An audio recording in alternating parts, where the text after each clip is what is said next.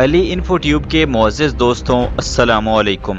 دوستوں، آج جو لوگ یورپ کو تہذیب یافتہ اور مسلمانوں کو جاہل کہتے ہیں انہیں آئینہ دکھانے کی کوشش کریں گے، کیونکہ صاف شفاف اور تہذیب یافتہ یورپی دراصل کتنے تہذیب یافتہ اور صاف شفاف تھے، اور ہم کتنے جاہل تھے۔ آج مسلمانوں میں چھپے ملحد لبرلز اور یورپیوں کے ایجنٹ جو ان انگریزوں کے قصے سناتے ہیں، انہیں شاید اس بات کا پتہ نہیں کہ یورپ میں نہانے کو کفر سمجھا جاتا تھا۔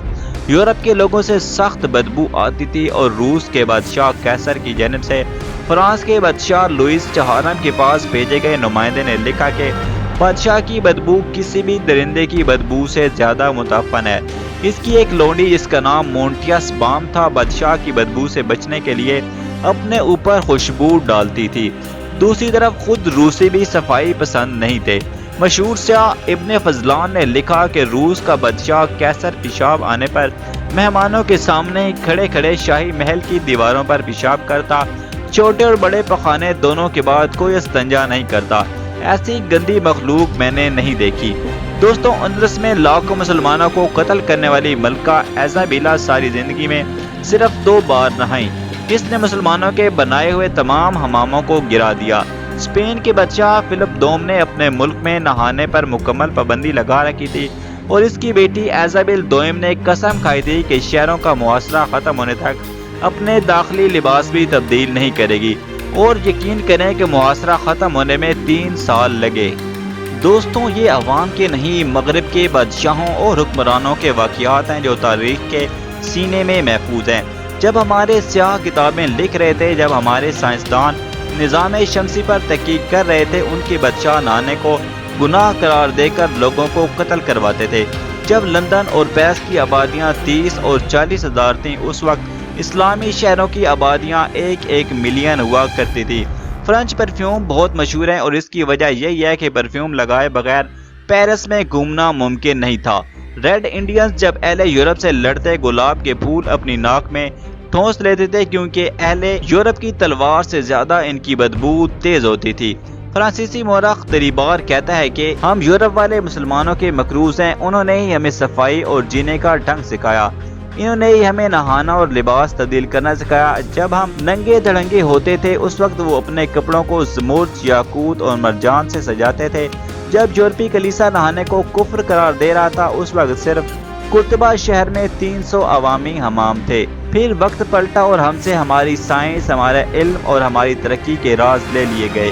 ہمیں بدلے میں احساس کمتری دے دی، ہمیں فیشن نامی لفظ کے ساتھ بے ہودگی دے دی، ہمیں ماڈرن بنانے کے نام پر بے حیائی دے دی، اور ہم نے ان کی دی ہر اس چیز کو ویلکم کیا جس سے ہم بری طرح تباہ ہو سکتے تھے۔ انہوں نے ہمیں آزادی کا نام اور ساتھ غلط تعبیریں دے دی، ہم نے اپنی خلافت تباہ کر لی، ہم نے اپنے نصابوں میں بغاوت کی اصولوں کو آزادی کے اصول قرار دے کر پڑھانا شروع کر دیا۔ پھر ایسا ہوا کہ ہم نے عیاشی کو کامیاب زندگی سمجھنا شروع کر دیا۔ پھر ایسا ہوا کہ وہ چاند پر جا رہے تھے اور ہم تفرقہ پرستی پر بحث کر رہے ہیں۔ وہ مریخ کا سفر کریں اور ہم 1300 سال بعد صحابہ کرام کے مسلمان ہونے اور نہ ہونے پر نعوذ باللہ بحث کر رہے ہیں۔ انہوں نے سمندر میں پیٹرول کے ذخیرے بنانے شروع کر دیے، اور ہم نے پیٹرول سے جلاؤ گھراؤ تحریکیں شروع کر دی۔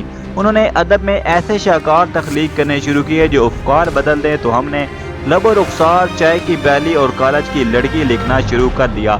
انہوں نے قرآن پاک کو اپنی لیبارٹریز کا حصہ بنا لیا، اور ہم نے اچھے قیمتی غلاف بنانا شروع کر دیے اور طاق کی سجاوٹ کے مقابلے شروع کر دیے۔ انہوں نے حضرت عمر فاروق رضی اللہ تعالیٰ عنہ کی سادگی اپنا لی، اور ہم نے عیاشی اپنا لی۔ انہوں نے اپنی بے حیائی اور خواہشات کے سامان کو کم کر کے ویلنٹائن ڈے میں جمع کر دیا، اور ہم نے اس کو منانے کے لیے روشن خیالی کا نیا نعرہ لگا دیا۔ جب وہ شیکسپیئر اور گوئٹے کے کلام کو الہامی اور روحانی کلام ثابت کرنے کی کوشش کر رہے ہیں، اسی وقت ہم اقبال رحمۃ اللہ علیہ کے کلام کو مشکل قرار دے کر اپنی نسل کو تنہ آسان بنا رہے ہیں۔ یہ ہے وقت کا پلٹا جو ہمیں اللہ نے نہیں دیا۔ خدا بھی وہی ہے، زمانہ بھی وہی ہے، مگر معیار بدل گئے ہیں۔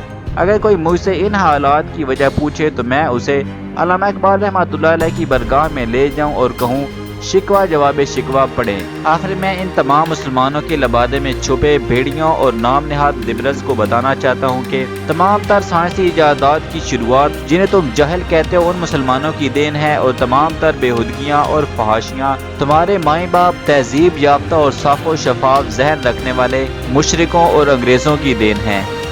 नाजरीन, आज की वीडियो में इतना ही। उम्मीद है वीडियो आपको पसंद आई होगी, तो इस वीडियो को लाइक शेयर और कमेंट्स करें और चैनल को सब्सक्राइब करके घंटे के बटन को दबा दें ताकि आने वाली मजीद वीडियोस की अपडेट्स आप तक बर वक्त पहुंचती रहें।